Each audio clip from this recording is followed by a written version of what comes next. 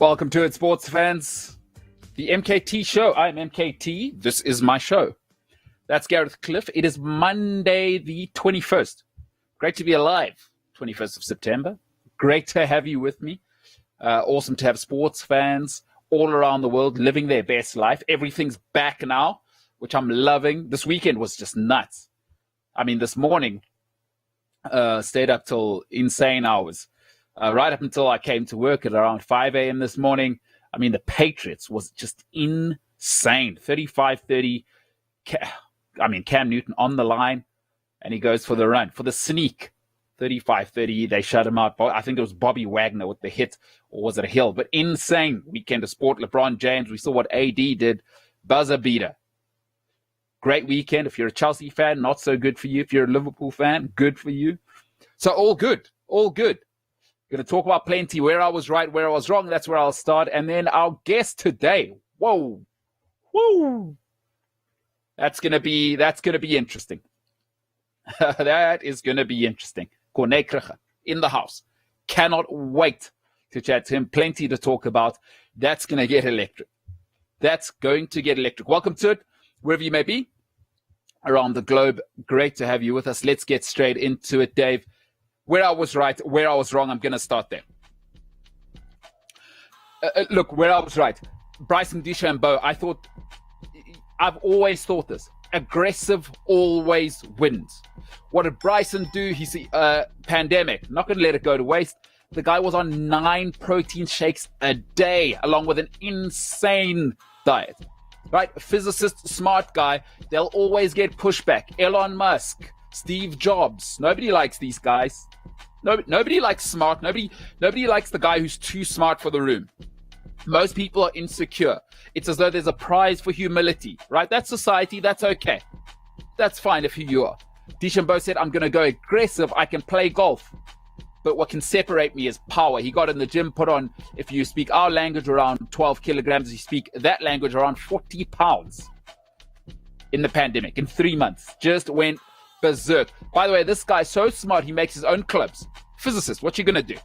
Bryson DeChambeau, I was dead right. I said, at some stage, being that aggressive will always make you win. Might not be immediate, you'll get pushback, but you release Tesla, you tell people, hey, I'm making my own car, won't need fuel. People are always going to say, who's this lunatic? Right now, he's the biggest company in the world. Bryson DeChambeau, in the house. US Open, by quite a bit as well. All power, all aggression. Congratulations, Bryson. Dead right there. Where I was wrong, I thought Frank Lampard might progress this season. Look, the Liverpool loss, whatever. You swallow that, you say, okay, great side. But I'm afraid when you have the option not to play Jorginho and not to play Kepa, and you continue to persist with that because you think your way is the only way, you have to say now, look, Frank Lampard has no excuses. He doesn't have to play Kepa. He's got Willy Caballero, right? He's got Reuben Loftus-Cheek. You could play Aspilicueta at right back, bring Reece James into the holding mid-role. There's plenty of options. And he's gone with the Jorginho thing. I get what he's trying to do. He's looking for Jorginho to control the game. I've said it before. He is not a regista, and he's not a tempo controller. He's not a holding mid who will break things down in the Gennaro Gattuso style. So why is Jorginho there? I mean, Liverpool were just blowing by him. Absolutely blowing up by him. He is invisible on defense, and Jordan Henderson dominated the midfield. So what is Jorginho actually there to do? If Chelsea don't have 60% possession of the ball, why is Jorginho there? Because that's his role, is to ensure that Chelsea, when we have it, you keep it, right? Is you make them sweat to get it back. That's your role. Iniesta, Xavi, that's what they did. Pirlo, Xabi Alonso, Toni Kroos, that's a regista. What does Jorginho do? What does he do? Lampard hasn't acknowledged that, and that's on him. There has to be a point where, all right, Frank, well done for last season, but we're transitioning now. It's phase 2. Now a little bit more pressure on the manager. He got it dead wrong, and it's now become a pattern, right? Where he won't drop Jorginho because he wants to play a certain way. It's got kind of Surrey kind of symptoms. It's okay to be wrong. It's okay to be wrong. Lampard hasn't progressed. I was dead wrong. I thought smart guy. By the way, 180 recorded as the highest IQ in the history of Chelsea Football Club. Frank Lampard thought a smart guy like him might move it on, might see he's wrong, might be humble enough to say, hey, you move on. All right, he wants to play his way. Jorginho, Kepa, got it dead wrong. And I was wrong. I thought Lampard would progress. Where I was right, even in beating Chelsea, Jorginho misses the penalty. There's one or two chances for Chelsea. That's not a championship winning team. They should have drawn to Leeds, possibly lost that game, and Chelsea stretched them with 10. Chelsea get that penalty. It's a different game, but the game never looked secure, even with, and it's really Liverpool's first team outside of their centre backs. But I mean, is Gomez that much better than Fabinho? I don't know. So for me, I think I was dead right. Liverpool are not going to win the league, and I'll say this again: I'm not sure they'll be top 4. I kind of said they'll be third, but after what I saw on the weekend, after what I saw against Leeds, I've always said to people, winning is a grind. It doesn't feel to me like that intensity is there. It doesn't feel to me like that intensity there. Don't let the result against Leeds fool you. Don't let the Chelsea result fool you. They are not that same team. Winning grinds you down. They've had 2 seasons in a row of success, championship winning seasons. Yes, they didn't win in the one season. That's because City got 100 points. But I'm telling you, the cycle's over. The cycle's over.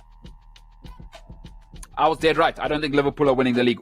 Where I was wrong. Look, I'm a Minnesota Vikings fan, have been for over 15 years. I thought, they lost Stefanski, and I thought, okay, that's not that big a loss. It's momentous. We all thought, okay, primetime Kirk is born. We saw what he did last year. We thought, okay, when Case Keenum broke the curse with that Minnesota miracle, all right, here comes Stefanski, here comes the Vikings. Stefanski, okay, we'll talk about him in a bit. He's doing his thing in Cleveland, but it's a mess. Listen, under pressure, right? Here's the thing about human beings. In order to know who somebody is, you have to put them under pressure. It's all good and well when you're comfortable. It's all good and well when you got Stephon Diggs. It's all good and well when you got Adam Thielen. It's all good and well when you got the running game. You got Stefanski. It's all good and well then. You know who the real QBs are when things aren't great. Patrick Mahomes last night. Things weren't great. The timing was off last night. What did he do? No worries. I'll put us in range to win. We played terribly. That's what championship teams do. Kirk Cousins, not the guy. Not the guy. I was dead wrong. I thought maybe last season, primetime Kirk was born. Oh my goodness, the Vikings are in trouble. And listen, the stats are this. 11% of teams that are 0-2, 11% of teams that are 0-2 go on to play in the playoffs. The Viking season is dead. As far as I'm concerned, call it what you will, restructuring, rebuilding, blah, blah, blah. Players don't like to tank. The organization should tank. There's a very special young man coming out of the Georgia Bulldogs next year. His name is Trevor Lawrence. He's the guy. I don't want to hear about Justin Fields. Trevor Lawrence is the guy. Prototypical 6'5". We saw what Justin Herbert did last night. Prototypical 6'5", Trevor Lawrence, animal athlete. He's the guy. Tank for Trevor. Tank for Trevor. Call it what you will. Tank for Trevor. Get Kirk Cousins out of there. It's over now. There's no point in playing him for the rest of the season. Listen, I know you got to pay him. You gave him all that money. Get him out of there. It's pointless now. I'm not sure you can move him now. It's a little late. Somebody will need a quarterback. Kirk Cousins, no good. Tank for Trevor. I was dead wrong there. Where I was right. Matt Ryan has wasted Julio Jones' career. If you don't know who Julio Jones is, go and look up Julio Jones. 6'3", in our language, 105 kilograms. Runs every single route on what the Americans call the route tree. It's a route, but okay, the route tree. Phenomenal. Matt Ryan, I'm afraid, everybody keeps telling me about the Atlanta defense and Quinn should have been fired. And at some stage, people, in life, we have to take responsibility. If you are the common denominator when things go against your team, your business, right? Stop blaming external factors. Stop blaming the coach. At some stage, the coaching must take some some of the pressure, some of the responsibility. But the GM, okay, can we do better with the defense? All right. But Matt, you're the constant factor here. Everybody keeps telling me he's great. I tell you what the problem is. You know why he throws such yards? And not just yesterday, I'm talking about 10 years. Is that most of the time the Falcons are behind. Right? And then everybody's playing prevent defense is they'll give you those MTRs. They'll give you over the middle. They'll give you the check down. Of course he's going to throw for big yards because he's always behind. Listen, at some stage, that's the quarterback's fault. Matt Ryan, after losing that Super Bowl to Brady, has never been the same. And Julio Jones' career has been wasted with Matt Ryan. I'm sorry to say it. And I know Matt Ryan is the darling. He's an absolute darling in Atlanta. By the way, put that tweet out. It's gone nuts and people aren't loving it. But sometimes you have to say these things out loud. Look, people, if you're in your business right now, you're one of two things. And I carry myself like this in life, is you're either solving my problems or you're one of my problems. That's it. I don't want to hear in between. In between is for children. As adults, in life, no matter where you go, you don't have to believe me, but life humbles all of us. And it took me a while to realize is you're either solving someone's problems or you are the problem. There's nothing in between. Matt Ryan is the problem. You can't say it in Atlanta because he is the darling. But I'm sorry, Julio Jones, Jerry Rice-like career, probably the greatest physical specimen the NFL's ever seen. People will say Megatron, but I think Julio Jones, when you take his technical ability, he can run the whole route tree and he can stop on a dime and turn. He's the guy. Julio Jones, wasted career. Absolutely wasted with Matt Ryan, and I'm sorry for it. Should have been in more than one Super Bowl. Here's where I was wrong, and he's my guy. I should never have doubted him. I'm going to stop doing this to myself. LeBron James now he has officially been the greatest player, right, for the longest time in the league. I'm not going to get into who's better, him or MJ. 17 years, first team, all pro. The guy's 17 years. He's one of the 5 best players in the league. What must I do about that? Now, I'm not into longevity awards. I'm just telling you what it is, dude. 17 years. The guy's one of the 5 best players in the league. There's nothing anybody can do about that. Everybody gets to vote. That's out there. LeBron James, I was so wrong. I was wrong on the longevity. I thought 2 years ago, this thing's shaky. He's 35. He's the best in the league. And it's not close. He's got a mid-range. The only chink in his armor is the free throw. But whatever, it very rarely comes down to that with LeBron. Mid-range 3. And the greatness of LeBron is he evolved. Remember, the game has evolved. Is when he came in, you had your big man who you threw it down to on the block. He had Chris Bosh. And then he had, of course, the great Dwayne Wade. LeBron has had to evolve in everything he does. He is the ultimate Swiss Army knife. And I doubted him. His longevity at the highest level. He's now spent 17 seasons being first team. You can't deny that. You can have MJ if you want, but now you can't debate it. 17 seasons in a row. LeBron James, I'm sorry I doubted you. I was dead wrong. Where I was right. Listen here, people. My saying, and you'll hear it till the death. System over talent. Always. System over talent. I was dead right. Bill Belichick, the thing he's got going at the New England Patriots, insane. Listen, they had 9 guys opt out with COVID. Right? Guys are concerned with their families, they've got comorbidities, whatever it may be. 9 guys opted out. First team stars. What did Bill Belichick do? I don't care. Listen, the performance last night is against top 2 quarterbacks in the league. Listen, Mahomes is his own guy. Russell Wilson, though, is the guy. He's proper. 35-10, Cam Newton on the line. It's just, you couldn't get closer. 35-30. It was just an insane game. And all coaching. Because Cam is 2 games in with no preseason. Listen, I said to you, this is why Brady will struggle in Tampa. Loose. Right? People go to Tampa to retire and relax. It's in the desert. It's a slightly different thing. Bruce Arians likes to relax. Boston, if you haven't been there, that's Harvard, that's MIT, right? What is it about academics that you know you're going to get? Details. When you're around academics, smart people, Bill Belichick, tragically, RIP, his mom passed. His mom spoke 7 languages. His father was in the Navy. So Belichick is what? Smart, academic. That means it takes time. You look at academics, what do? Right? Undergrad, honors, masters, PhD, postgrad. So there's always idiosyncrasy. They're always piling on. It's never enough. Cam is new in that system. It's incredible what's happening here. But I knew it would work because when you've got Belichick, you've got the system. And you know what the beauty of systems is? We don't care what you do. you can always learn in a system. There's plenty of room to grow.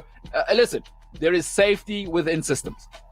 Anybody is welcome if the system's working. Anybody will flourish when you're safe. There's a system. Listen, your little idiosyncrasies, don't worry about it. By all means, we got a system that's going to help you. That'll get us on track. So Bill Belichick, the best to ever do it. It is ridiculous with 9 players out and, quite frankly, a running quarterback. Because that's what Cam is. He's not the most accurate thrower, but they've got him on song. Josh McDaniel, second game, and pushed what will be a Super Bowl contender to the absolute limits. Insane. 9 guys out. Cam Newton. I was dead right. Bill Belichick, the guy, the GOAT. Lastly, where I was wrong. Listen, Stefanski and Cleveland have got it wrong again. They've got it wrong again.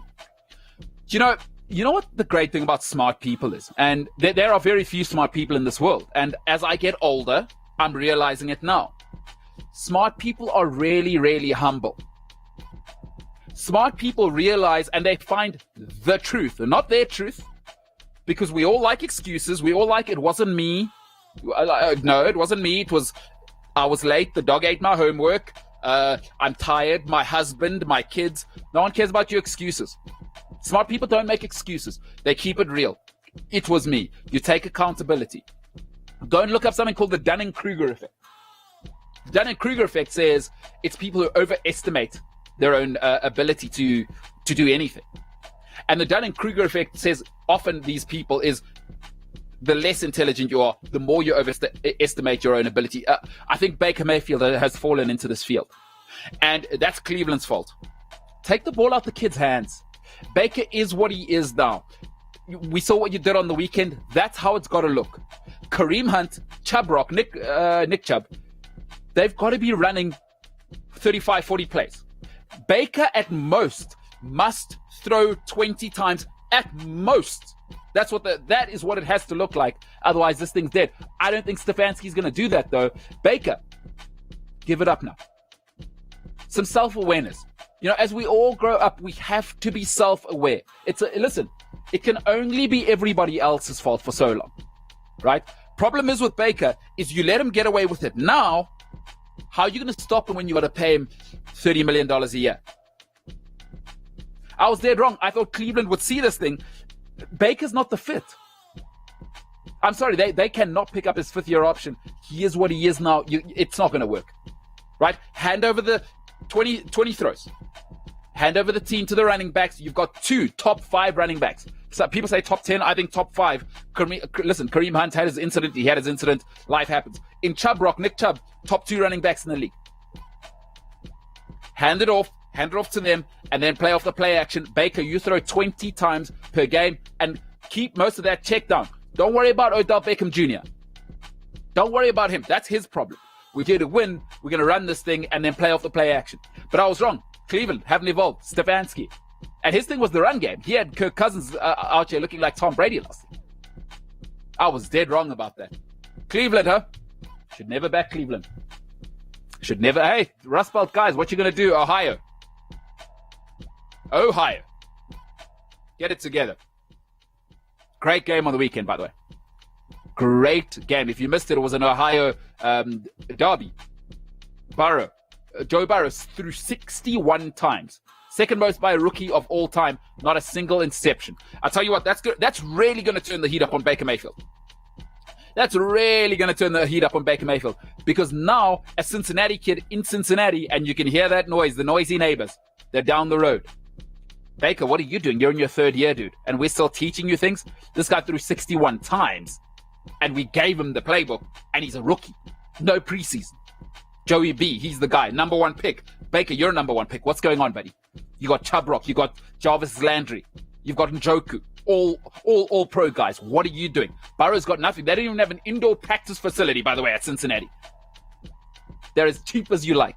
Joe Burrow, 61 times, no problem. I'm going to push everybody I play. Joe Burrow came out and he said all the right things. He sounds what they call, Colin Cowherd on the Herd calls it quarterbackial, like presidential. You want your captain, your leader in football, it's your quarterback. You want him sounding quarterbackial. Joe Burrow, big trouble for Baker. Cleveland, I was dead wrong. I was dead wrong. By the way, Dave, before we go to our guest, any questions before we move on? We got to listen. This guest is going to be cannot wait. The Rig, wrap up your weekend of sports for us. What was the highlight of the weekend? Bryson DeChambeau. Absolutely. Stayed up late for that. Bryson DeChambeau winning the US Open. That was my absolute favorite. I loved it. I love this guy. I love aggressive. I love aggressive. You know, people. I live in South Africa, and we're by nature not aggressive people. It's like there's a reward for humility. You know, it's why people have to move to America or Sweden to make it, to really make it. I mean, really make it. You want to build. You want to have an IPO, and you know, we're talking $20-30 billion business. Where do you move to? You move to Dallas, right? You move to Stockholm. Spotify, where's that? Stockholm, right? You want to make it big. Where's Elon Musk? Where does he live? Where's Apple? You move to Texas, right? Is aggressive always wins. DeChambeau, exactly what you need to be. Stop worrying about what everybody else thinks. Elon Musk does not care what the world thinks about him. My only problem with South Africans, and my God, do I love this country, we're so worried about what everyone thinks. Who cares? That's what Bryson DeChambeau says. And that's why I love that he won, especially in such an establishment sport. Bryson DeChambeau, I'm going to get jacked. I'm going to hit the ball a long way. Smart physicist guy. I don't care what everybody else thinks. I'm doing it my way. There's nothing more appealing to me in human beings than self-assuredness. When people don't need affirmation from the world and they go with the evidence at hand, I mean, this is what the great ones do. I hate to use the same examples, but Steve Jobs, of course, they started Apple together. I mean, you look at Elon Musk, you look at these guys, you even look at, let's come to the sporting world. You look at the Australian cricket team, John Buchanan. They did it different. Alan Border, he did it different. Ricky Ponting, he did it different. Bryson DeChambeau is different. Tiger Woods was different. Tiger's best days aren't now. And I think he needs to go back to it. I know, corporate, whatever. I'm not, I don't really like the corporate thing. Like, whatever. You know, if you're gonna sponsor guys, sponsor them. But Tiger was at his best. I'm sorry to say it for people that get offended. And I'm not sorry for saying it. I'm saying, I'm sorry that you don't view the world this way. But Tiger's best days was when he was an animal. Listen, this be a role model thing, leave that at home. That's not a sportsman's job. Tiger Woods, his best days was when he was aggressive, he was ripping it, and also he didn't give a damn what anyone thought on the golf course. And he was letting people know. I mean, some of the things that have come out about him, I don't care. I don't care that Tiger Woods isn't likable. I really don't care. It means nothing to me. Because he was great on the golf course. You've never seen Tiger Woods again. And you'll never see that Tiger Woods again. Because he doesn't let it rip now. We all know that Tiger's holding something back. But Bryson DeChambeau, he says, hey, I don't care. Here's what's great about Bryson. Came straight in. Rookie year. He made his own clubs. At the top level in the world of golf. No, Bryson, you look at what Bryson looks like. He's the all-American guy. What's he, 6'3", 6'4", strapping, big guy, handsome dude. He could be the corporate dream. He says, I'm good. I'll do it my way. I'll make my own clubs. I mean, wowee. The best. So my highlights, absolutely Bryson DeChambeau winning the US Open and making people furious because he's not shy to tell you he's smarter than you. He's got a physics degree. He's a physics major. They're the smartest people in any university, by the way. And then he's also a 5-star athlete. Oh, my goodness. That must make people furious. Bryson DeChambeau, love you. Loved that on the weekend. Plenty of great sport, but definitely Bryson DeChambeau. And a man who led from the front is coming up next, ladies and gentlemen. We have an incredible guest coming up next, one of my favorites of all time. And he'll be coming up after this.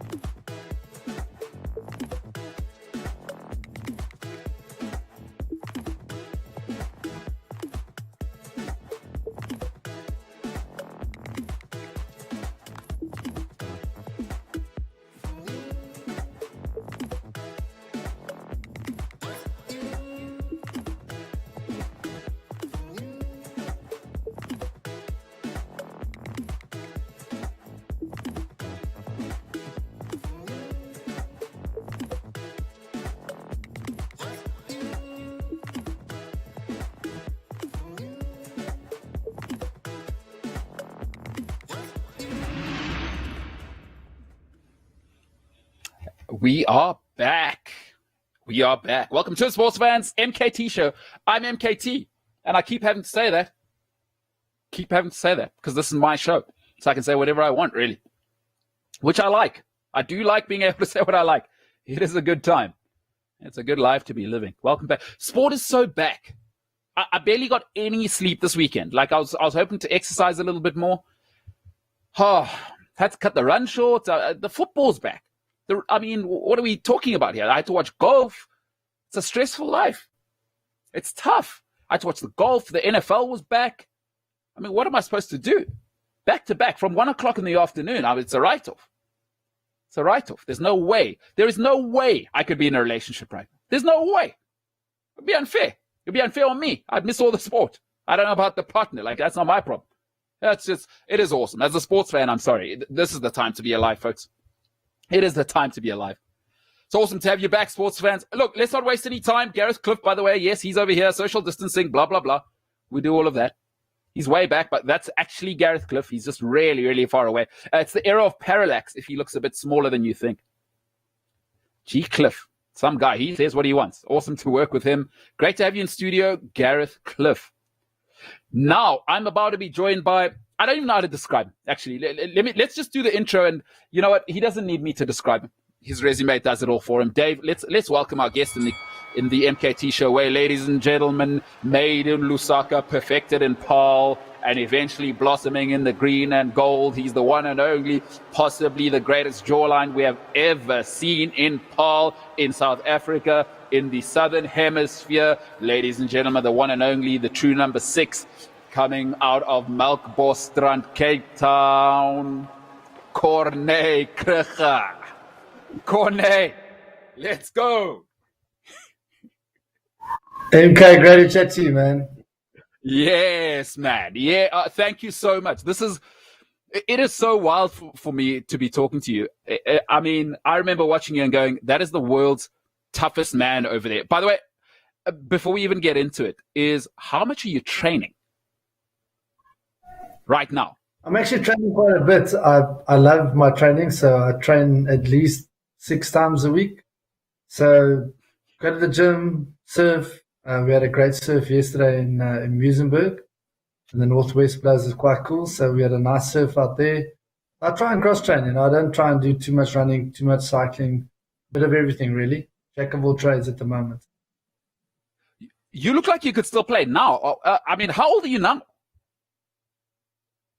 I'm a Madala, hey? I'm 45. That's unbelievable. That jawline, hey, you don't have to say this, I'll say it.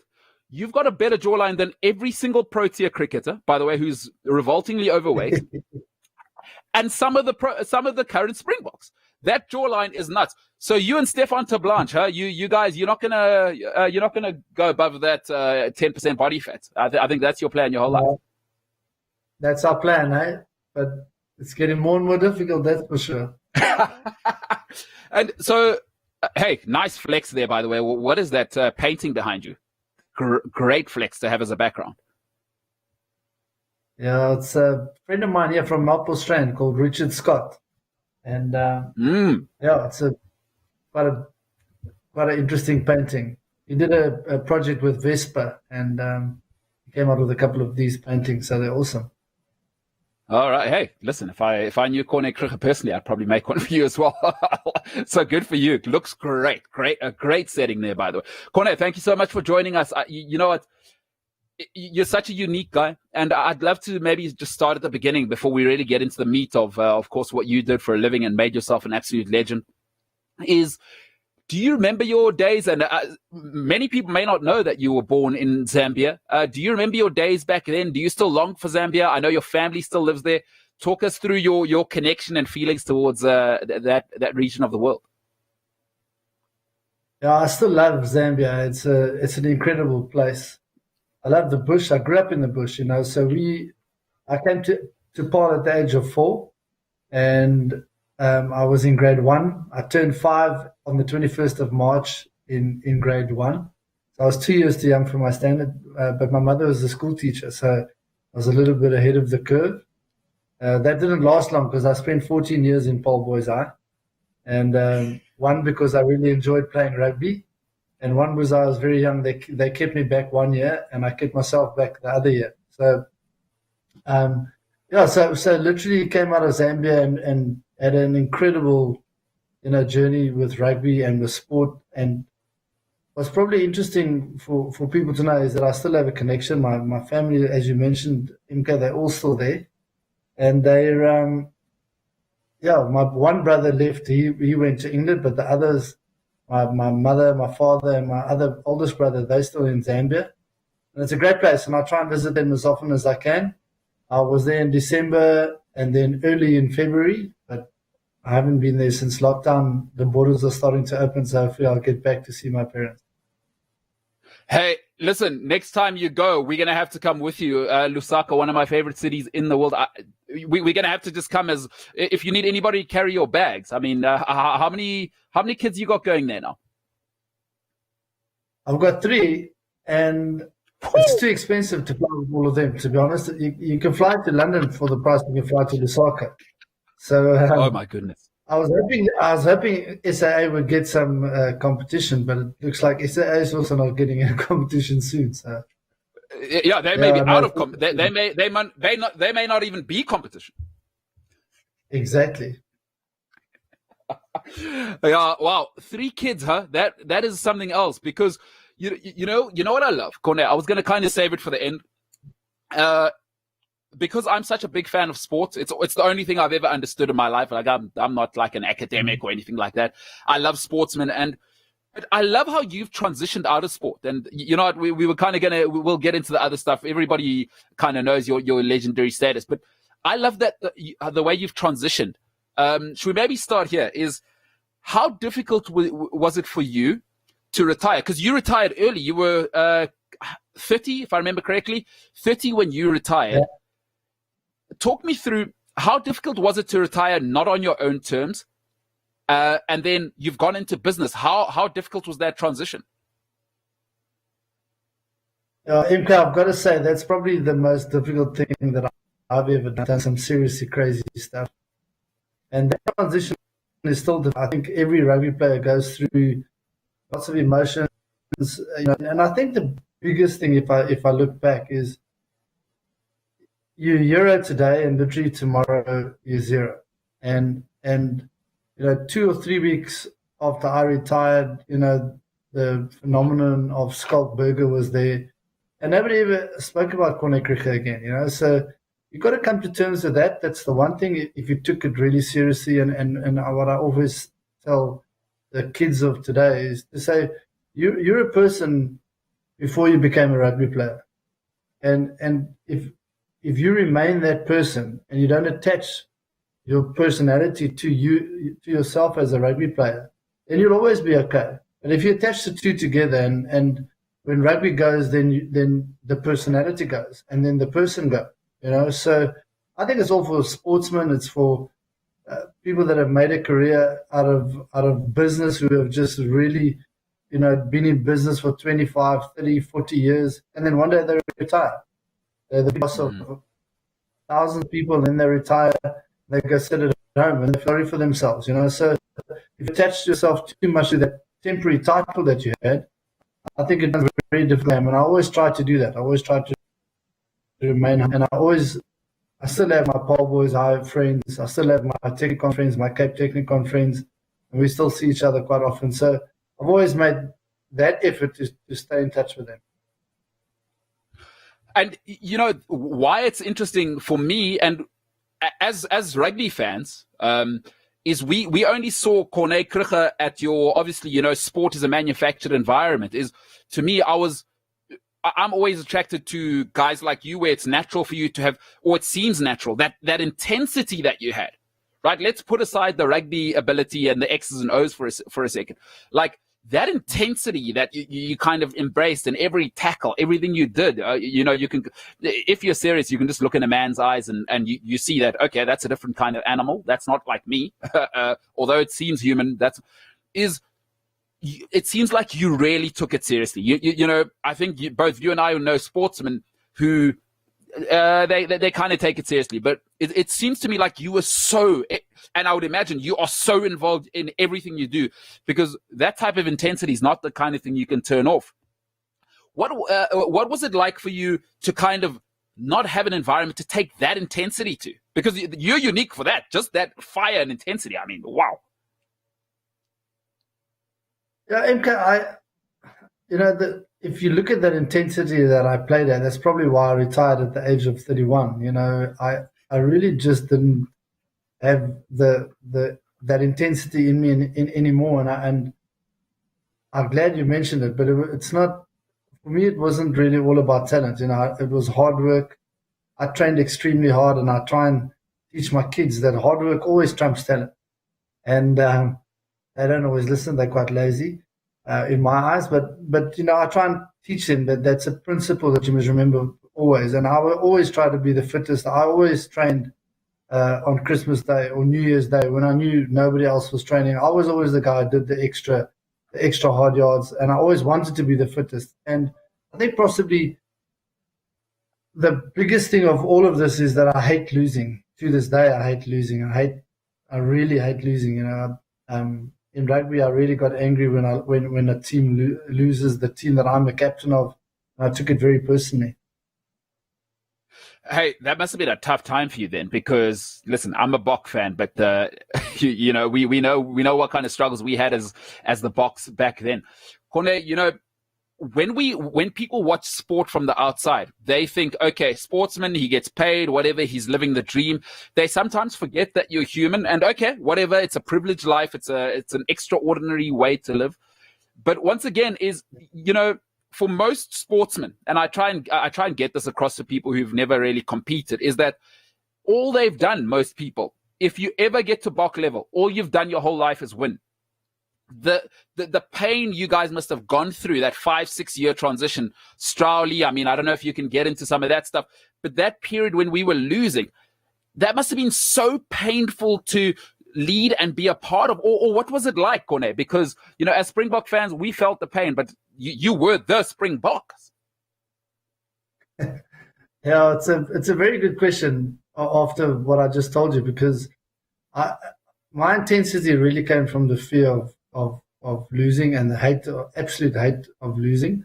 So that's where my intensity came from, and often that intensity wasn't there when other guys played, and that really irritated me. I really got angry with guys when they didn't share my intensity. So yeah, we did have an incredible time. We lost a lot in the period that I was captain, and if I look back now, my record, and I compare my record to other captains, I'm nowhere. But it was a very, very difficult time. And the era just before me was quite successful. It was Nick Mallett and just the back end of the Nick Mallett era. And then the period after me was successful again with Jake White, where they won World Cup. So it was an incredible journey for me. To give you an idea, when I was under 19. I think, 1 year out of school, I came and I was at Cape Technicon, and they picked me to be the captain of the SA under 19 team in 1994. Now, you know what happened in 1994. It was an incredibly difficult year for South Africa, and a year of transition, and probably a year that changed the history of South Africa. And we went to play in France in the Junior World Cup, and we didn't have a national anthem. We had a minute's silence when the other people were singing their national anthem. So, lots of great memories, but difficult memories. And also, that's why when I wrote my book, I said, that's my title. My title is, I want the title to be The Right Place at the Wrong Time. Because that's literally how I felt. That's where I wanted to be. That's where I worked to be my whole life. I trained my butt off.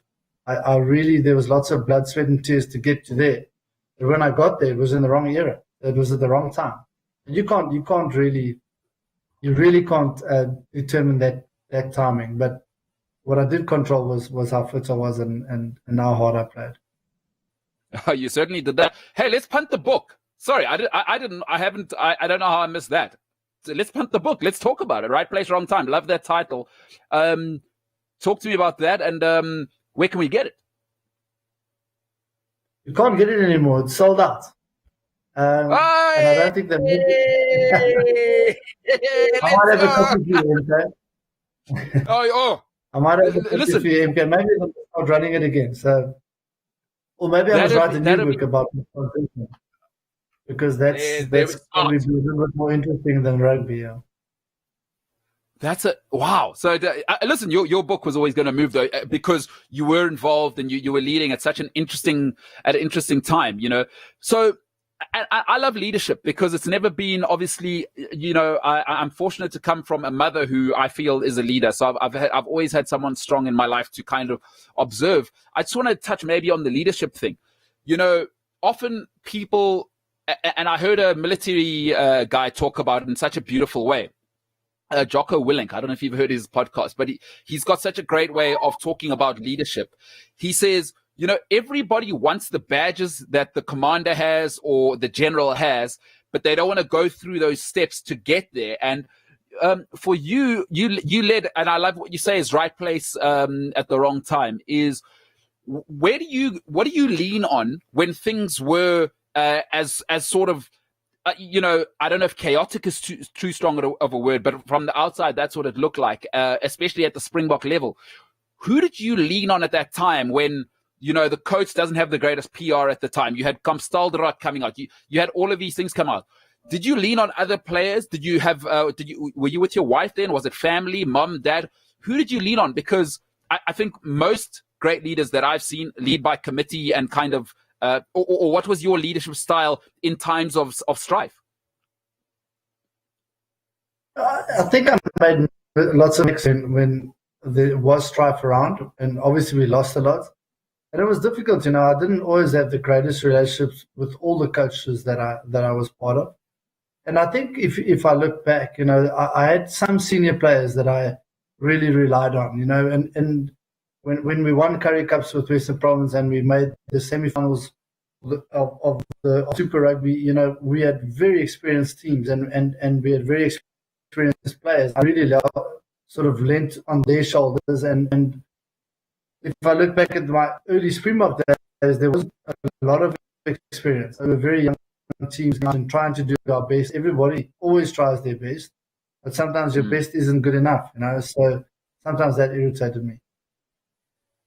And before we move on to the rest, if you, a man like you, that intensity again, I keep coming back to it. What would you say is the one thing that where you look back and you go, wish I'd done that differently, whether from a leadership or playing perspective?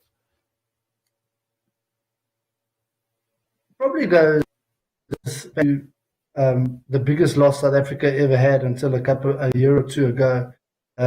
Even Etzebeth took that record from me. It was 53-3 against England, and we really got smashed by a team that was bound to be crowned the world champions a couple of months later.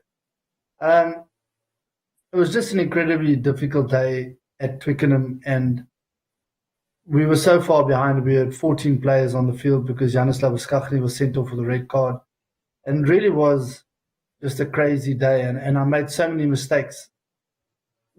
Not necessarily rugby mistakes, but I made leadership mistakes, where I just said, guys, we're going to lose the game, but let's just smash their heads in and get stuck in. That was my reaction. And my automatic reaction was, we're going to go down. We're going to take a couple of Englishmen with us, And obviously I was very shy about that. I'm still quite embarrassed about it, but it is what it is, and that was if I don't want to call it my default setting at the time, but it probably was, And a year later, when they asked me, when I arrived in Australia for the 2003 World Cup, they said, Corné, so Twickenham 2002, probably the most embarrassing day for you and for the Springboks. What would you do differently? And I said, I probably would try and win if I had to do anything differently. But if I was losing as far as I was losing, I'd probably do exactly what I did. And people didn't like it. But it is what it is. That's me. I don't hide who I am. I am who I am. And it's hard for me to hide that at times.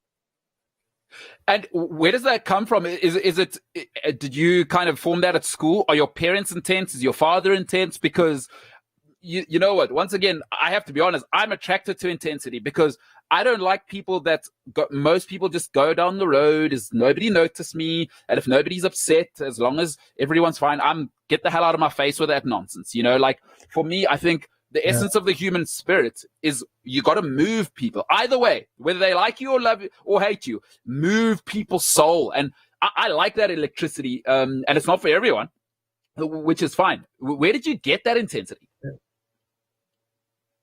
I'm not really sure.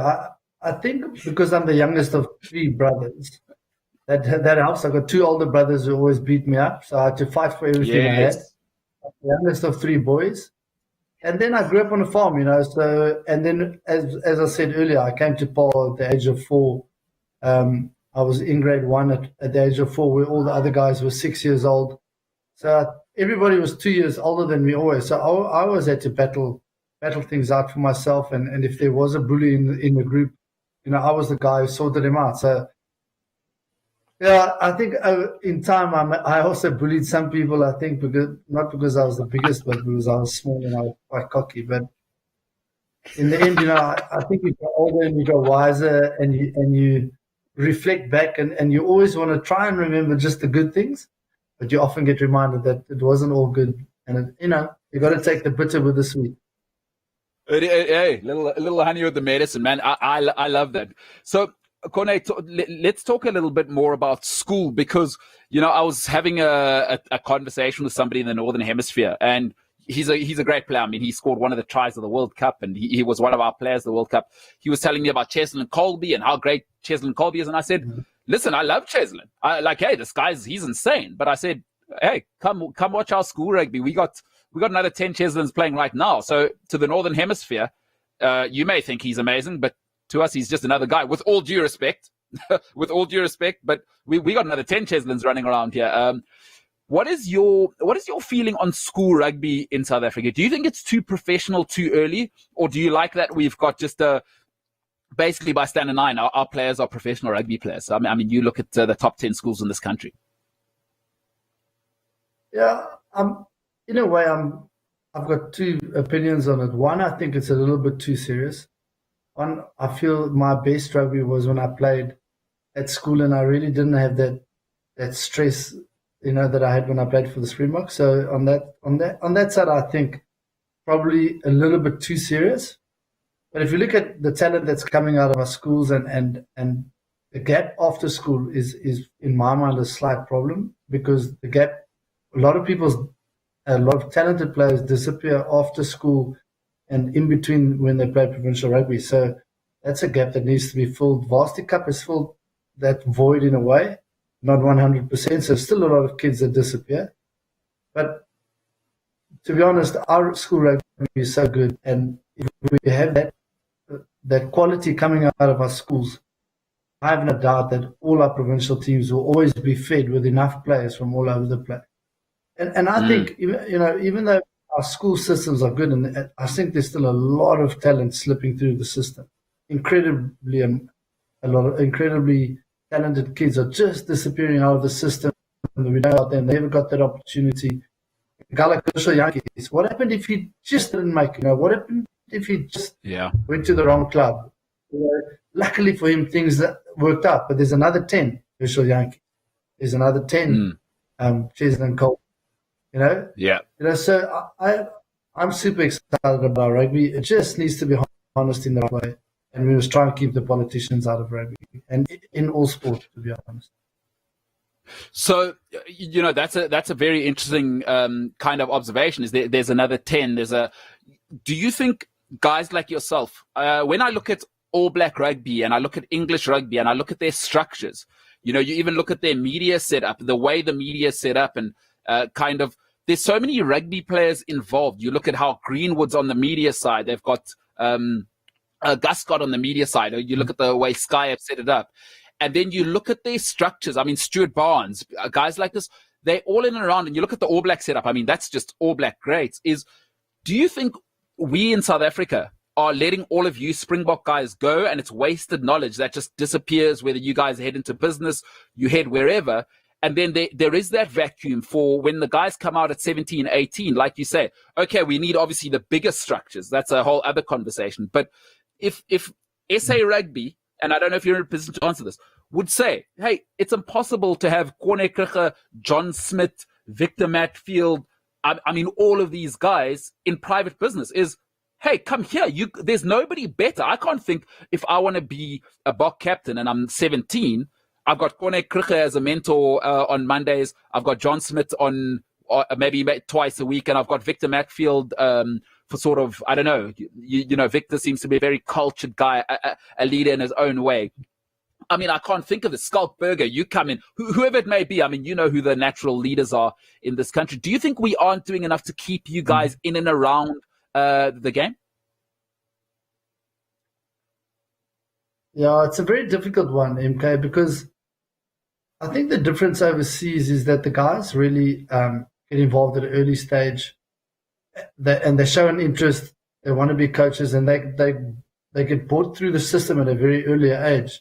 I think a lot of us would love to get involved, but as I said, you know, there's a lot of politics involved in sport in South Africa, and I think a lot of guys just say, look, I'd rather just walk away and not be involved in that and just have great weekends with my family, because sport is tough. You know, being a sports coach is incredibly tough because of the fact that you're away from your family every single weekend, and it's a 7-day-a-week job. You know, it also looks glamorous when you win trophies, but it's not that glamorous. You know, it's really tough. I speak to a guy like Robbie Fleck, who's really, you know, done extremely well with the Stormers, and who became an incredible coach in his own right, in his own way. He didn't try and copy anybody. He was Robbie Fleck himself, and he became a very good coach. And just how the toll that it took on him and his family and his kids and his wife, and just a very difficult game to be involved in. So, yeah, on the one side, yes, ex-players should get involved, but there's also no guarantee that ex-players are going to be good coaches, you know, because you don't have to be an ex-player to be a good coach. You know, you need to understand the game. You need to have the capability of working with players. You need to have the capability of managing egos. And that's why in English football, they call Sir Clive, so the coach from, what's his name? Not Clive Woodward. The guy from Manchester United. Yeah. So Alex Ferguson, Fergie's called, yeah, so Alex Ferguson's called a manager. He's not a coach. And actually, if you look at Rassie, he's never a coach. He's a manager. He manages a forwards coach, a defense coach, a ruck coach, a kicking coach, a scrum coach, a psychologist, a physio, and a doctor, and he manages all those people. He sets a foundation for them. He sets a route for them. He says, this is what I want to achieve. This is the style I want to play. And he manages all those people. So when we talk about coaches, it's actually you need managerial skills. You need to manage people. You need to manage expectations. You need to manage politicians. You need to manage egos. And you need to set a strong foundation. And that's what Rassie did well. And that's no doubt why they won the World Cup. Yeah, I mean, that Rassie guy, I have to be honest. So I'm like, obviously, it's part of my job. I'm going to have an opinion, and, I'm going to have an opinion. I'm going to stick to it. When Rassie came in, I had my doubts, but he's just shocked me at his evolution, having gone overseas, because he also, I think, and I don't know if you might identify with him, when Rassie was around, Rassie's clearly a cerebral guy. Like, we could always see it. He was always ahead of the pack. Remember at the Cheetahs, he was always doing things. And South African rugby, South African society, we're conservative, right? But Rassie was so different with his tricks in the line out, with the sitting in the stands, putting the colors up. I remember back in the day. So South African rugby always had an uncomfortable relationship with Rassie's brains, because, you know, the old school didn't really like this young whippersnapper. And Rassie's always done it his own way, even in the Cats days. But his evolution towards becoming exactly what you're saying, a manager, admirable. Your thoughts on Rassie, just before we move on? Rassie the man, and Rassie, I guess, the manager, as you've said. As I said to you, the most important thing of any coach is there needs to be a trust relationship. One, he must understand rugby. That's obviously a key component. He needs to understand how difficult the game is, how intricate the small yards are, how important it is to get the guys all in the same direction, for the forwards and the backs to work together. He must understand the game.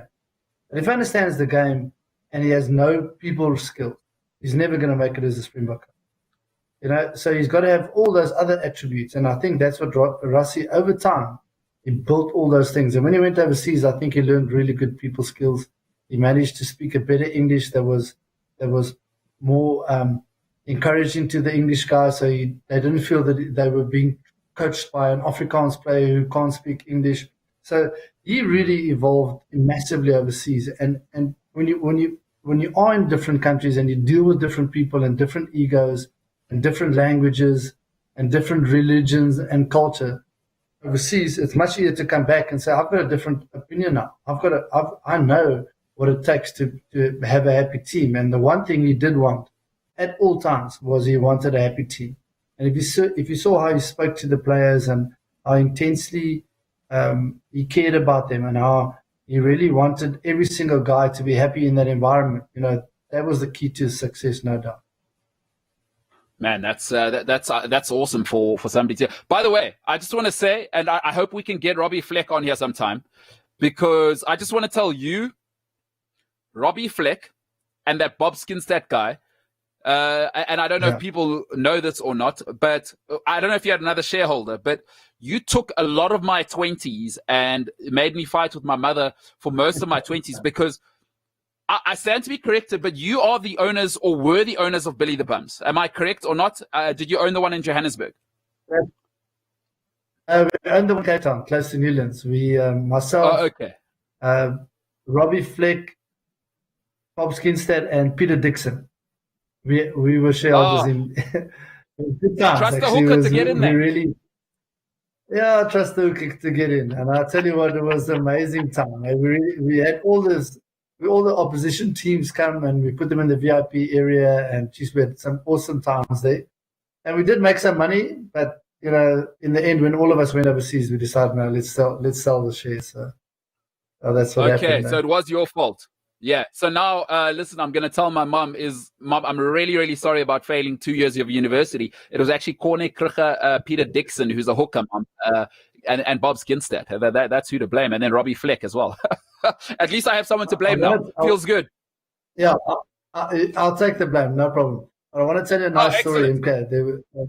We had a seriously cool dress code. You couldn't just arrive there in open like slops.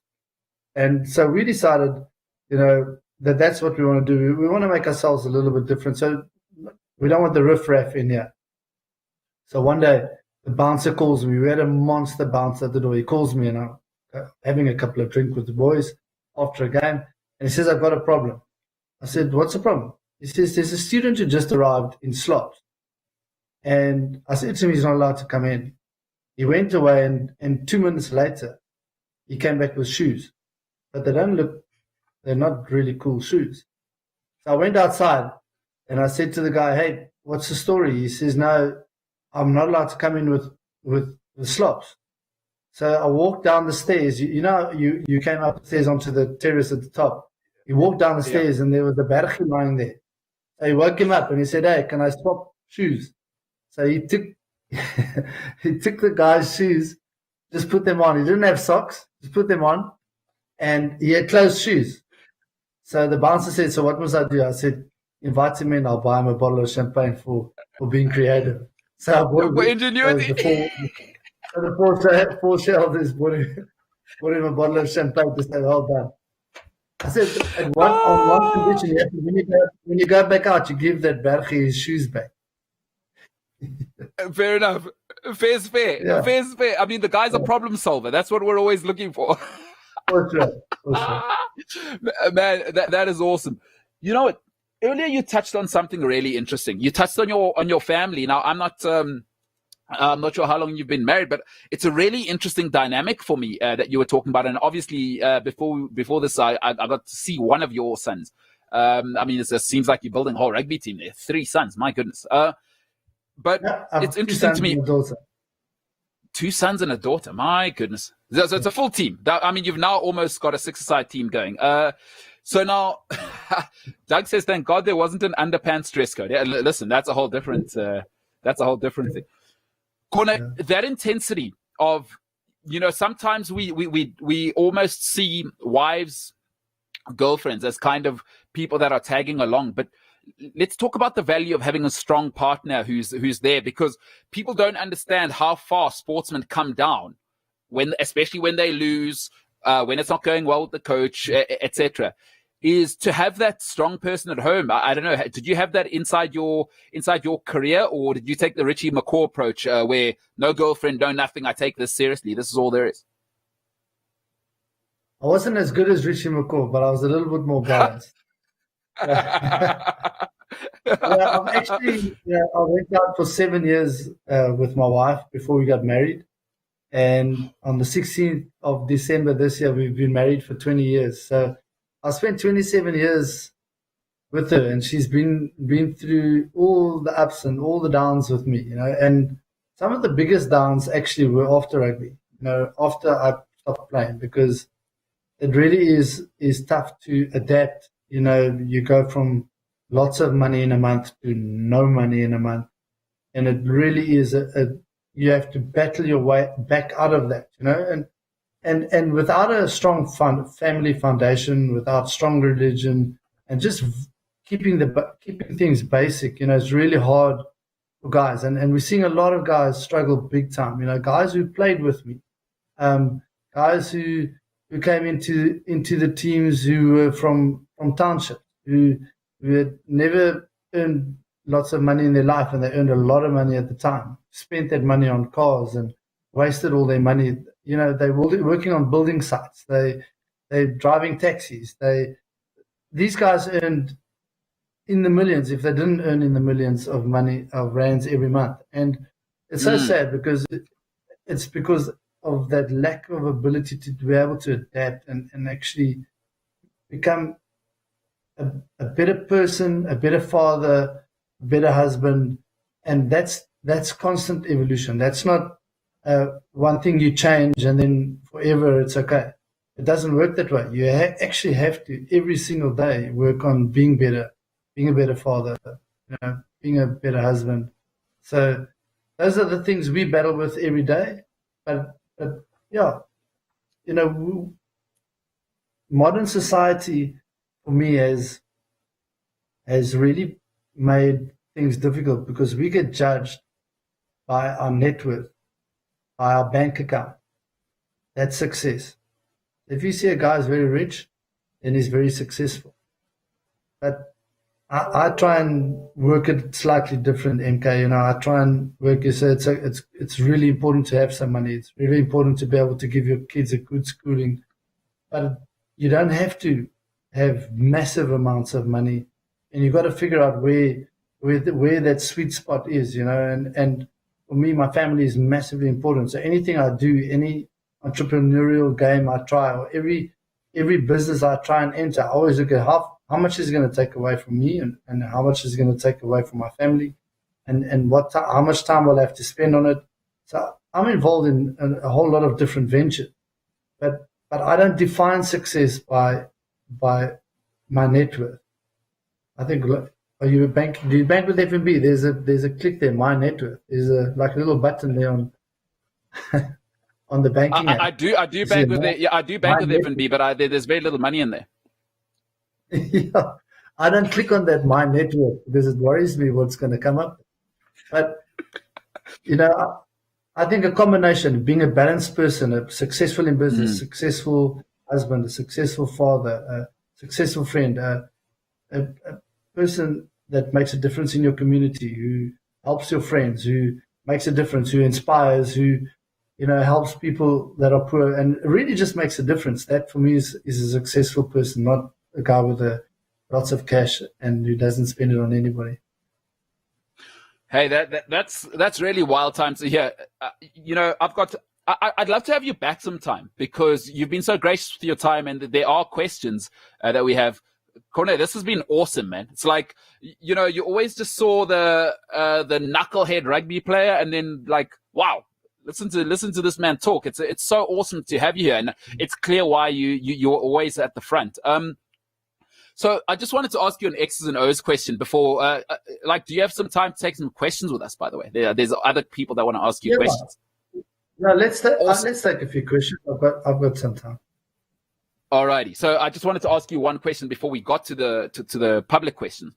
was I've always wondered, loving rugby, I try and watch it from an analytical standpoint, is you were our number 6, of course, the hallowed number 6 jersey, but you were, open sider.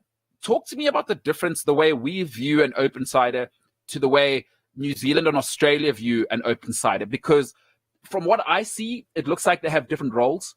But maybe you'll definitely be able to expand a little bit better for those of us that watch and say, okay, people might say, okay, you weren't as good as Richie McCaw, but maybe your portfolio and your demands as an open sider in the South African context wasn't the same. Perhaps you could take us through the difference between a South African open sider and an Australian and New Zealand open sider. Yeah, so the one problem is if you pick an open sider, he needs to be relatively small and short closer to the ground, because his main job, or the main job for an open sider, is to get to the ball very quickly, opposition ball and your own ball. If it's your own possession, you need to try and keep that possession. You need to try and keep the opposition away from the ball. And if it's the opposition ball, you have to go for their number 7, and you have to try and steal the ball. If you can't steal the ball, you slow the ball down. And if you slow it down long enough, the defense can set. And then obviously it's hard for them to attack. So that was probably the main job that I had to fulfill within a team. And it wasn't easy, because I was trying to play an open side role in a country where people didn't believe in open side flankers. So I had to go to the coach and say, I want to play this specific role. I want to be, when the scrum's on the left-hand side of the field, I want to be on the right-hand side of the scrum so that I can get to the ruck very quickly. That's how New Zealand and Australia play. The open sider means he's always on the open side of the scrum, the biggest part of the field, and the open side is always at the back of the line-out so you can get to the first ruck first. So that's where we differ in South Africa, and specifically on a scrum, because with a scrum in South Africa, we really believe that you have to have the biggest player behind the tight head prop, because the tight head prop is the one that's under pressure the most. So you put a big beast behind him, and you put a lot of weight, and you put the big lock on that side as well. The Bakkies Butter would always be on that side, and you get the weight right on that side, because if the tight head prop goes forward, you always have a strong position in the scrum. Mm. But I had to fight, because I was the lighter guy. I want on the open side, when on the left hand side of the field, I want to go behind the tight head prop and be at the ruck first. So Australia even changed that. Australia said when you had a scrum, the 2 flankers often get involved. It's actually quicker from the number 8 position to get to the first ruck. So they did that. So they played. If you look at some of the Australian flankers, they're often at number 8 and then on the opposition ball, and then they can get to the first ruck quite easily. Pocock. We saw that with Pocock. I mean, they'd even play 2 fetchers. That's really interesting. And you said something there that interests me. Something we'll never ever get to be on the inside of. Sorry, as you said it, I thought I have to ask. What is the real dynamic between a Bok captain? So, I mean, this applies to Manchester United, or the Australian cricket team. But what is the relationship between a Bok captain and a coach? What is that like? I mean, obviously, you said you didn't always have the most positive. But what's it really like? So let's say, for instance, there's a guy who's not taking it seriously, or there's a problem in the team, or there's a good thing that you'd like to take to the coach. Can you go and suggest new tactics to a coach? Can you go and say, this guy's not training properly, this guy was getting drunk last night or this week, or he's not buying in? Does that exist in real life? Or do coaches just, hey, you go lead the dressing room, shut the hell up, go away? It's, I think, twofold. I never had to go to a coach and say, hey, you need to nail Robbie Fleck. He had 6 beers on a Wednesday evening before a test match on the Saturday. It was never necessary, because I always felt that you need to allow guys to do exactly what they want to do, and you must only judge them between the 4 lines when you play on a Saturday, because that's all you want him to be good at. You don't have to judge him anywhere else. You judge him by his performance on the weekend, and if he does anything on a Wednesday night that would be detrimental to him, he'd be stupid, because if he doesn't play well on the weekend, he's out. going to be that coach and captain relationship's a very interesting one, and in South Africa probably the most difficult one, because more than anywhere else in the world, I think politics is involved in South African sport. And what the coach and the captain need to do is they need to keep all the outside noises, they need to keep out and protect the team in a way that the team shouldn't know anything except what they need to know on the field and what they need to do on the field. That's it. And that's probably the most difficult thing, because often as a captain, I played with a lot of those thoughts in my mind, about what happens if this incident happens on the field. What if we lose this game? The Minister of Sport's going to phone. That type of stuff. Which shouldn't be that way, but it is that way, and it's part of, I think, the reasons why we as South Africa, as a Springbok, why we're so strong. Because if we manage to overcome all those things, we do become a very, very strong unit. Hey, I want to finish off on a positive note, and that's really powerful stuff that you're saying there. When you went over to the Northampton Saints, you finished off in the Northern Hemisphere. I have my own. Next time you're on, I'll tell you what I think of Northern Hemisphere rugby. This isn't the time, but there was an interesting dynamic there, because you had your old mentor, Alan Solomons there. He was already the coach, and he immediately made you the captain, by the way. Obviously early on, I'm pretty sure, because, hey, the Saints, they're like a legacy club. For those who don't watch Northern Hemisphere rugby, they are a legacy club. They're not Mickey Mouse. That is a legacy. And now they got some Zambian guy from Africa coming up here to captain us. Yeah. What was that like? And ultimately, I know it turned around beautifully. So talk us through that one and the challenges of that whole thing. Well, you've got to look at the timing. In 2002, we lost 53-3 to Australia. To England at Twickenham, and the English didn't like me at all after the game, because I really, as I said earlier, I really punched a lot of guys, and I was just an angry kid who hated losing very, very badly. So I did a lot of things wrong that day. But a year after that World Cup, I arrive in Northampton, and you must say that the public, they were up in arms. How could Northampton Saints contract Corné Krige after his behaviour at Twickenham? So you tried to kill Johnny Wilson for my wife. No, I didn't try Johnny. I actually tried to kill Matt Dawson. Sorry. Giannis got the red card for that, and I think it was an unwarranted red card, but that's a story for another day. But I should have got a couple of red cards later on in the game, but which would have been warranted. But you must imagine the uproar in Northampton when I arrived there. The newspaper reporter wrote, he said, if Northampton Saints can contract Corné Krige, they might as well contract Osama bin Laden and Freddie Krueger in the newspaper. That was, I actually cut out that article and put it in a little photo book that I kept. So luckily after about 30 or 40 games that I played there, the public could see it. The people aren't stupid. The crowds aren't stupid. They can see when you play with your heart and you play with passion for the Northampton Saints, and when you play with your heart and you bleed all the time, then at least they know. So the public really enjoyed me after a while. And what was it like in the dressing room when you arrived? I mean, who were some of the big players, the Saints, and was it a bit prickly at the beginning? It was a little bit uncomfortable. Apparently, Matt Dawson left before I arrived. When he heard that I'm coming to Northampton, he left. And when I spoke to the club, they said, no, it's actually bollocks. It wasn't. He didn't leave because I arrived. They asked him to leave because he wasn't a nice guy. So, look, it was a bit uncomfortable, to be honest. The English guys weren't that keen, and but I've always been good at that.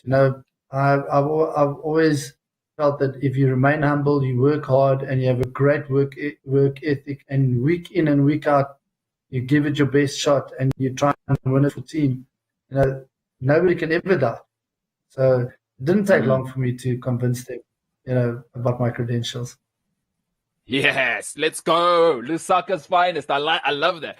Hey, Corné, tell us about your current before we take before we take questions quickly, tell us about your current business ventures. I love business. I love when sportsmen transition to business. I always want to support sportsmen that are in business. Tell us about the venture you want to talk about. We'll put it in the description, and I'll always look to support your business. So, true entrepreneur, I've really I decided never to work for anybody in my life. I didn't want to fill in a leave form. And I must admit, there are times that I've really regretted not working for a company where my salary was guaranteed at the end of every month. But, I employ 16 people in 2 different companies. One is called CK Outdoor, where I have transit media, buses, and large format billboards. And then I've got a company called OnCon Advertising, which focuses on on consumption. So I've got about 1,000 taverns on my books. I've put billboards inside taverns and outside. And so the lockdown hurt me slightly because the liquor guys weren't that keen to advertise when the taverns were closed. Sure. And then I do a lot of public speaking. I'm actually busy doing a course right now from story to stage. And so I do a lot of public speaking, and I really enjoy it because by sharing some of the anecdotes, some of the things that happened to me as a rugby player, there's lots of lessons that you can take from sport and that you can apply to business, and I try and do that in my talks, and I really try and make people understand that. For instance, I get a question, MK, Corné, how did you motivate your players? And I go, what? You give a 21-year-old kid a Springbok jersey, you make him sing the national anthem in front of 60,000 people. 2 minutes later, he turns around, he stands in front of the All Blacks, and they show him in the haka that they want to kill him. And you tell me I have to motivate him. That's absolute bollocks. I have to calm him down. Yeah. And those are the things that I talk about, how I lost my head when I was overmotivated, when I made rash and stupid mistakes and cost the team a game because I made a mistake, a penalty, and we lost the game. So I convey those messages in a way that companies can understand, and then that people can, hopefully learn from and take that in their personal life as well. That's awesome. How can we get a hold of you for that public speaking role? Yeah, you can probably DM me I'm at Corné Krige 6 on Twitter, and I'm at C Krige on Instagram. So people can contact me there. Well, I'm on Facebook now because that's one of the things I had to do, and I'm on LinkedIn. So all right. Welcome to the 21st century. Yeah, about time. Hey, Corné. All right, we'll put all of the details underneath. So we'll put all your social media underneath. Guys who want to get a hold of Corné Krige. Hey, legend and entrepreneur and employing, what did you say, 16 people? Yeah. Hey, so listen, I didn't sleep much in lockdown, put it that way. 16-ish.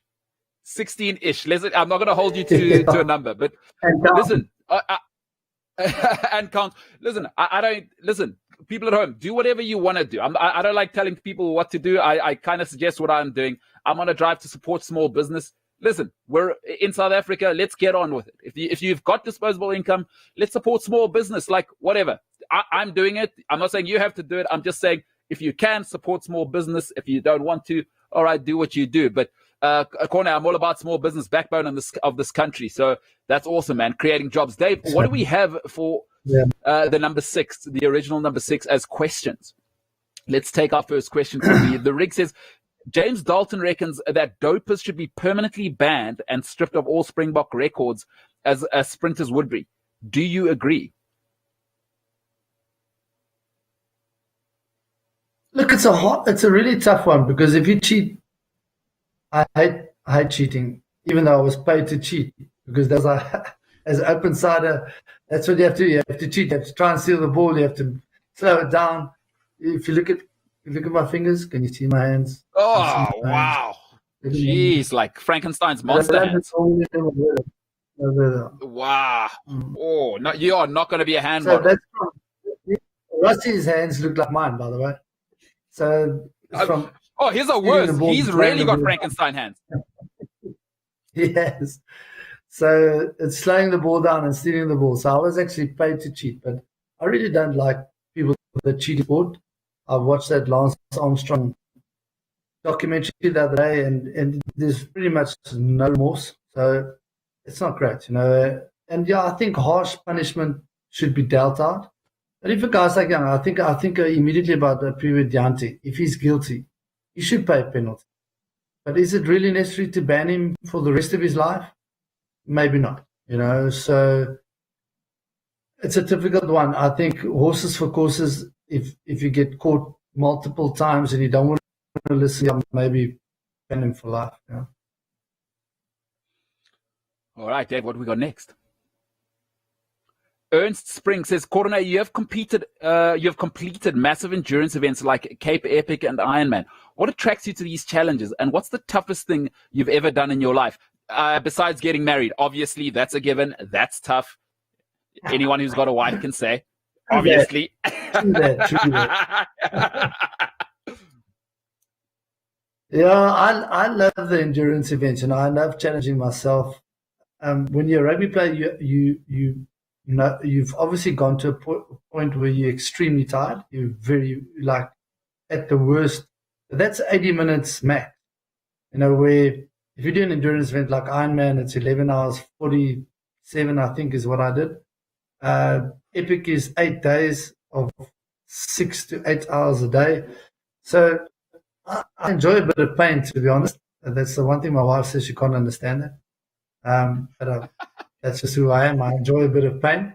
I don't like the pain of falling. I like the pain of seriously hard exercise. So that's what drew me to those events. But the toughest thing I've ever done is by far Survivor. As a privileged kid who grew up in a house where food was never a problem. We lived on a farm in Zambia. There was food in abundance. Yeah, and I went for 18 days. I had very limited food. I had a couple of rice grains a day, and whatever we could get out of the sea. But if I look back now, my appreciation for people who stand at the traffic light and who don't have food, and I always thought to myself before Survivor, I thought to myself, you know what? Go and wash your car, man. You know, wash your car and get $50 out. You know, if I give you $5 here, I keep you here because you make $300 a day. But what I realized on Survivor is that if you don't have food, you have absolutely no energy, nothing. You know, and you have to just you want to lie under the tree and do nothing, but you have to get up and go and fish. And so that's probably by far the toughest thing I've done. One, because of the lack of food, and two, because I had 9 tribe members who didn't trust me at all, who all were on their own mission. And it's all about lying, stealing, and cheating. So I struggled with that. It was by far the hardest thing I've ever done. Hey, some might say it was made for an open side flanker. Damn right. Oh, man, that's awesome, Dave. What we got next? Doug John says, is that you on the back of the Vespa? Okay, good question. If you're going to have that painting up there, you got to answer the tough questions here, Corné. See, if I get you close to that painting, then I wish I was the guy in the front. The lady on the back doesn't have a topper. Lady on the back doesn't have a topper. Hey, Corné, it's 2020. We don't see gender apparently. So that, you know, that's we've got such a. Oh, there we go. All right, that's somebody who identifies as a woman. Wow, that is racy stuff, huh? That is a racy stuff. Is that you on the back of the vest? All right, Dave, what we got for the champ? Milkboss for Life says, Corné, I live in Milkboss, average runner, but have you set any Strava segments I can aim for? I'm actually not on Strava. I don't know. It never appealed to me to try and beat people's records and put my own records there. Yeah. But I really enjoy running, so I've probably seen, I don't know what his name is, but I've probably seen him along the side of the road. And if I haven't seen you, then it's because you run too late, because I run around 6, maybe 6:15 at the latest. I mean, generally the Strava guys, they're the glory boys. And also, I think the term for most Strava people is knobs, really. So, yeah, probably Corné, Krige. I've already captained the Springboks. I don't need your affirmation on Strava. That's what I'm saying. Dave, what we got next? 2 more questions, Corné, and we'll let you go before your wife divorces you. The Rig says, you said your kids seem lazy. Do you think maybe everyone is lazy compared to you? I mean, I only gym every second day. Hey, Corné, listen, I'll let you answer that, but that's a great point. That is a great point. Because are they lazy? No, I agree with 100%. It's, for me, I always encourage my kids to be better. But if I think back, when I was 12, 13-year-old, what the hell did I do on weekends? If I didn't play rugby, I was lying on the couch being lazy, So I'm trying to teach them things that I've learned at an older age, but I'm very cognizant of that fact. And I have a wife who corrects me very often. And the one thing I do tell my kids is I do love them unconditionally. Whether they great in sport, whether they crap in sport, whether they make mistakes or they don't make mistakes, I still love them anyway, and that's for me the most important thing. That's a super great thing to hear. But it would be interesting to hear, and we always hear from the child. They usually write memoirs. But let me hear from you as a father. You are Rassie level, Sia level. You're Corné Krige, and to you probably, and I'd like to hear your answer. So if you'll just let me ask the whole question, is in your mind you're just Corné Krige doing your thing, but out in the world is everybody hears Corné Krige's son, Corné Krige's daughter. All right, well, natural. So what's it like for you? Are you cognizant that I'm Corné Krige and my kids have to carry that at school, in public? What's it like to be their dad? Do you ever think what the world is like for them? I don't know if that question is something you can answer. Yeah, I actually had an incident this week. My daughter is in Paul now. She's in Paul Girls Eye, and she was at an athletics training session, and the coach, she sent me a photo with my ex-coach, who was my coach when I was at Paul Boys Eye. He's still coaching the kids at Paul, Mr. Bartlett. And so she sends me a message. She says, "Dad, you never told me that you ran Boland Athletic." I said, "But I don't tell you anything about that." Well, why don't you talk about your past? So we actually had that this week. And then she found out a whole lot of other stuff about me. One of the things was that Mr. Bartlett was a coach at Paul Boys High, and he had so many kids, he often forgot about some of them. So myself and a mate decided that he'd forgotten about us. So we went to the back of the stadium, took his car and drove up and down behind the stadium with his car.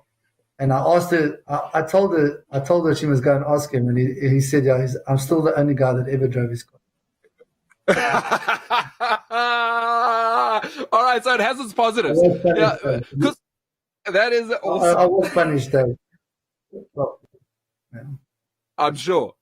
Hey, I guess it has its positives, but I mean that name comes with a weight. I'm pretty sure on the other side is your dad would have run that lap 5 seconds faster. I'm pretty sure they have that kind of pressure as well. That's a whole different thing. Funny enough, the reason my family is not that athletic, my older brother's got asthma. My other oldest brother played a little bit of prop. My father didn't do much athletics. My mother played a bit of hockey, but nothing serious. So genes are a funny thing, and that's what I say to my kids. Hard work always trumps talent. So if you got talent and you're prepared to work hard, you get a Roger Federer, Rafa Nadal. You get those freaks. My daughter plays incredible tennis, and but I think if she works harder, she can be right up there. Lots of talent. That's all. That's awesome. Hey, which could be the next Naomi Osaka. We're looking forward to that. Hey, let's get that going. We haven't had a great one since I guess we got Kevin Anderson. We haven't had a real great one since Ferreira. So let's get her going. Let's get her on the scene. That's going to be awesome. Another cricket to carry on the name. Corné, you've been incredible. Oh no, we haven't had a lady. Hey. Yeah, we haven't had a great. All right, last one, and we're going to lay you out of here. Steve Reich, I love that one.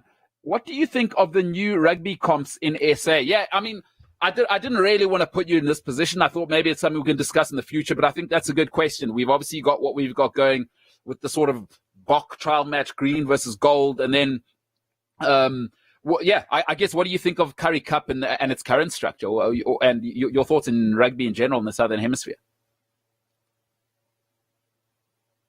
I think let's start with South Africa.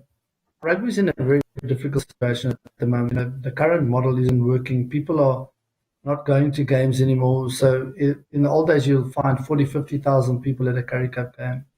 And now these days, if you get 20,000 at a Currie Cup game, it's a lot. The people are tired of, there's so much rugby and there's so much rather sit at home. And, so that model doesn't work anymore. You can't. The unions thrive on the amount of money that they're getting from the tickets from the gates. So that model needs to change, and the only way for it to change and the only way for it to work long term will be for the other model. What they do in Europe is where a rich business owner can buy a club, own 50, 75% of as much as he wants. So he can own 100% if he wants to. Point to people that wants to. A guy who really is a successful business and will never employ people in a position that they're not good enough to do, which is happening in the amateur unions in our country. So that's the only way I see rugby surviving in South Africa is that the franchise route, the guys can buy 4 or 5 franchises and they play 5 teams that each other. The other teams play in a lower and they compete for promotion relegation. That's really the only way I see it. And for us going forward, 4 teams in a Pro 14 or Pro 18 or 19 or whatever it's going to be, a Pro 20. As long as we have 4 teams in the Northern Hemisphere, we get added to 6 nations. If that's a route that we can follow. But we're so sorry to do on tests against New Zealand and Australia. And, but it doesn't seem like they want us logistically. It just doesn't make sense to them or us. They're 2 days away in terms of travel, and they're also 2 days in time zone. So it's crazy, how difficult it is for us to travel there and for them to travel back here. So it just makes a little bit more sense in the Northern Hemisphere, even though I'd love to stick with the Southern Hemisphere. I love Southern Hemisphere and what we stand for and the brand of rugby that we play. But I think, unfortunately, logistically and monetary-wise, it's going to be better for us to link in with the Northern Hemisphere. Oh, man. Corné Krige, huh? Yeah, listen, we could take this all day. I can't wait to get that book, by the way. I literally, doing my research, I did not see that you had a book. I would love to read it. Sold out everywhere, folks. That's what's going to happen when you've lived from Lusaka to Mount Boss. Oh, awesome! Hey, listen, send me the details. I'll pay for that. I would. I think if you go to some bargain book somewhere at the bottom of the pile, you'll find one.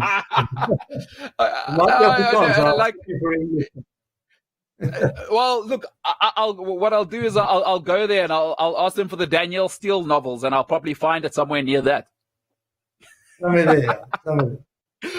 Oh, man, ladies and gentlemen, he was accused of being Osama bin Laden-like in England. We loved him here. He represented green and gold. He is now interested in only being a great father, number one. The rest is a bonus, an absolute champion. Absolutely. He was made in Lusaka and perfected, and some might say perfected in Paul.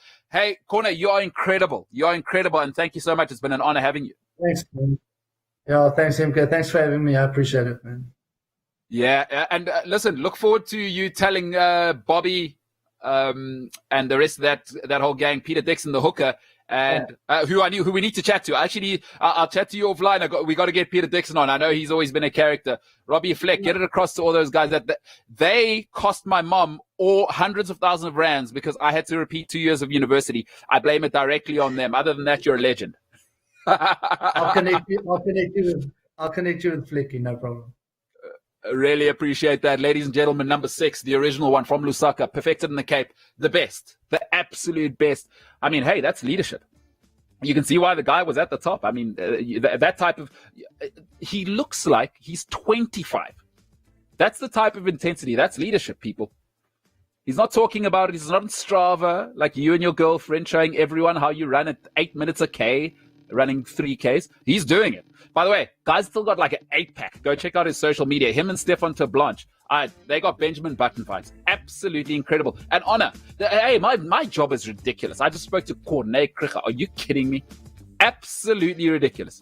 A legend, a living legend. Talk to a guy like me. What a world. From me, Gareth Cliff, everybody here. Let's have a great one, folks. It was the MKT show. Look forward to seeing you tomorrow.